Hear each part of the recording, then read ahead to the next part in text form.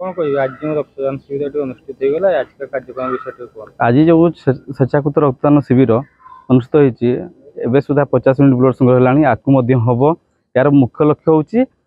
रक्त अभाव कई मृत्युमुख न पड़तु मेन लक्ष्य यहाँ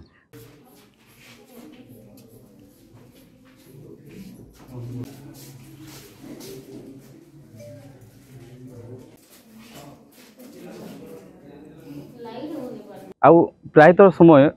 रेड क्रॉस रे रक्त अभाव बहुत पेसेंट मृत्युमुखर पड़ुंट ताहा केमती दूर हो पार से यहाँ हूँ प्रयास कराई यही जो ब्लड डोनेशन यही स्वेच्छाकृत रक्तदान शिविर जोटा यहाँ हूँ निजस्व मुझे ना ये प्रशासन को सहायता ना को आमर अधिकारी कि सरकारी यहाँ ना निजस्व उद्यम रही पॉलिटिशियन कि कौ किसी एड नहीं।